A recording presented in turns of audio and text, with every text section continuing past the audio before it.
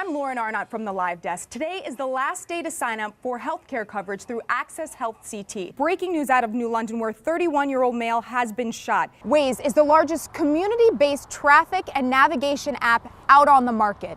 But not everyone is happy about the police locating feature. Right now, New England isn't the only part of the country bracing for more wild weather. Remember that color-changing dress that had everyone talking last week? Well, now it's being used in a powerful message to help raise awareness for domestic violence. And now they're trying to figure out what exactly started that blaze. The easiest way to prevent the spread of germs is to wipe down all gym equipment before and after you use it. It's been called a beautifully executed emergency landing, and now neighbors are crediting actor Harrison Ford for his quick thinking. Now to the latest from New Haven, where we now know the name of a woman shot and killed this weekend. Towns like Enfield are preparing for yet another storm. You're driving down the highway behind a big truck, and suddenly ice and snow come flying off the roof and into your windshield. Take the extra 5 to 10 minutes to read the labels on the back of the snacks. Now, if fruit snacks have too much sugar, switch out the item for an apple. We're taking a live look in Windsor Locks right now, where it's starting to look a little gloomy. The West Coast is facing new concerns over flooding, power outages, and more mudslides. Experts say there could be a better plan, so examine last year's policy before renewing. All enrollment centers will be open until 11 tonight. That's the latest from the Live Desk. Back to you. Massive snow piles are making streets extremely narrow in Hartford. Cars can't get by, the buses just all piled up. At rush hour, traffic was backed up. Drivers we spoke to say it took them 3 times as long to get home. A friend of mine actually works in Hartford, and it took her an hour and a half to get home last night. This was 2 lanes on either side. It's down to 1 lane on either side, which is causing huge congestion, not only for traffic, but for the buses and the commuters.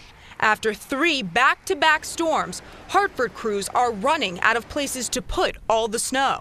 Officials say they are bringing in all the crews they can to clear the streets as quickly as possible. But they're also warning drivers to take it slow and give themselves plenty of extra time.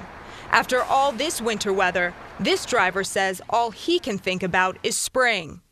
The snow to melt and warm temperatures come, that's it. Lauren Arnott, NBC Connecticut News. Pieces of the charred third rail are still visible in newly released pictures as federal investigators comb through the burned insides of that first car nearly 48 hours after the deadly crash. Totally destroyed. You can picture the shell of a car. The train has been towed out of public view to this Metro North yard in North White Plains, while investigators question train operator Stephen Smalls and conductor Patrick Larkin about what they saw and did moments before and after the northbound train smashed into that Mercedes SUV. It's hard enough to say goodbye to someone when you know they're dying. It is awful when you don't get a chance to say goodbye. SUV driver Ellen Brody and 5 train passengers were killed in Metro North's deadliest crash ever. Today, grieving families are trying to make sense out of what happened, all while they're making funeral plans and hoping safety changes are made so their loved ones didn't die in vain.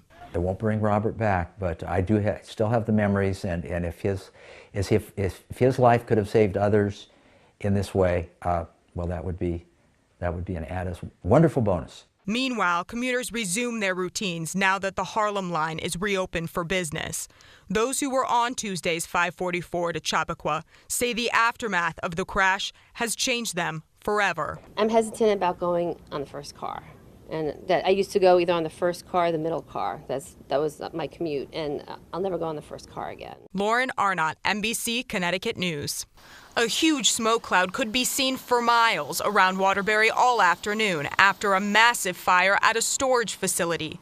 Dozens of units were destroyed, along with everything kept inside. And if I don't have my own insurance, I might have lost everything there, whatever's in there. So just hope for the best. At least nobody got hurt. $8,000 worth of DJ equipment because I DJ. One flat screen. In the other unit, I got washer, dryer, probably about $800, $1,000 worth of tools. It was a dangerous and unpredictable situation because firefighters say they thought they heard a propane tank exploding and ammunition going off. The chief says they had no choice but to tear apart the building. Again, unfortunately, you really don't know. There's no labeling or placarding. It's all private units, so you really never know what's inside. Firefighters were finally able to control the blaze, but for many, it was a devastating loss. The things that have sentimental value, things that my son made, through his life, elementary school cards, pictures, things that can't be replaced, and that breaks my heart because I'll never get that stuff back. The cause of the fire is still under investigation. Lauren Arnott, NBC Connecticut News.